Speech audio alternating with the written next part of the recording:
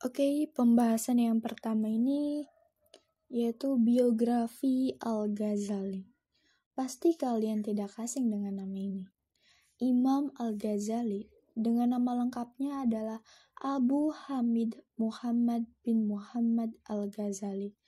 Ia lahir pada tahun 450 Hijriah, bertepatan dengan 1059 Masehi di Ghazaleh, suatu kota kecil yang terletak di Tus, wilayah Khurasan, dan wafat di Tabristan, wilayah provinsi Tus, pada tanggal 14 Jumadil Akhir tahun 505 Hijriah, bertepatan dengan 1 Desember 1111 Masehi. Sebagai ahli pikir yang berbeda pendapat dengan kebanyakan ahli pikir Muslim yang lain pada masanya, sehingga diberi gelar Hujatul Islam atau pembela Islam. Dalam masalah pendidikan, beliau berpendapat bahwa pendidikan hendaknya ditunjukkan ke arah mendekatkan diri kepada Allah, dan dari sanalah akan diperoleh kesejahteraan hidup di dunia dan kebahagiaan di akhirat. Kemudian, di antara mata pelajaran yang dipelajari Al-Ghazali adalah teologi hukum Islam, falsafat, logika, sufisme, dan ilmu-ilmu alam. Ilmu-ilmu yang dipelajari inilah yang kemudian mempengaruhi sikap dan pandangan ilmiahnya di kemudian hari. Oke, pembahasan selanjutnya yaitu karya-karya Al-Ghazali. Al-Ghazali sebagai seorang ahli pikir Islam yang dalam ilmunya banyak menulis buku-buku yang meliputi berbagai lapangan ilmu pengetahuan, antara lain filsafat, ilmu kalam, fikih, tafsir, tasawuf, akhlak, dan autobiografinya.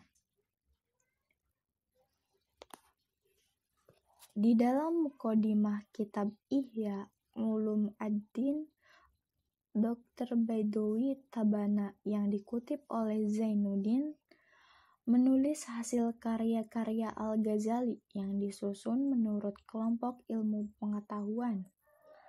Di antaranya, yang pertama yaitu filsafat dan ilmu kalam, yang meliputi Maqasid al-Falsafah atau tujuan para filosof,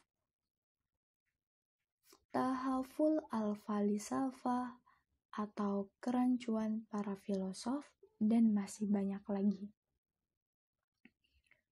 Kemudian kelompok ilmu fikih dan usul fikih yang meliputi al-Basti atau pembebasan yang mendalam, al-Wasit atau perantara, dan masih banyak lagi.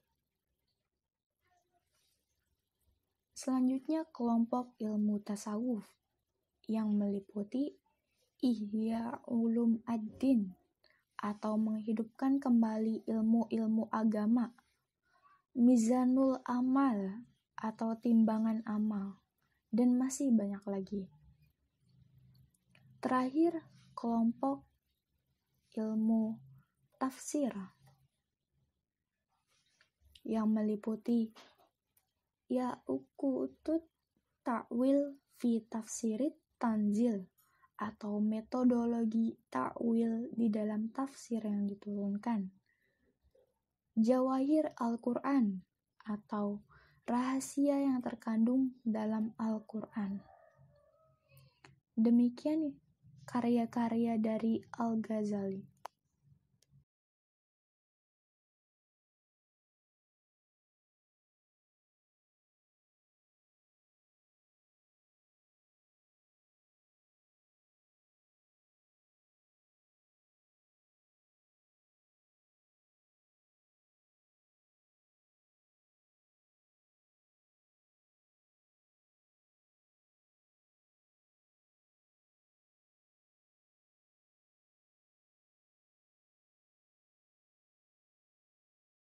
Selanjutnya, yaitu metode pendidikan Al-Ghazali. Metode khusus pendidikan agama. Dalam hal ini, pendidikan agama berorientasi dan lebih menitik beratkan kepada pengetahuan akidah dan membentuk kepribadian murid. Metode khusus pendidikan akhlak. Metode ini harus diterapkan melalui praktek secara terus-menerus atau kontinu, serta memerlukan waktu untuk berproses. Mungkin cukup sekian penjelasan dari saya.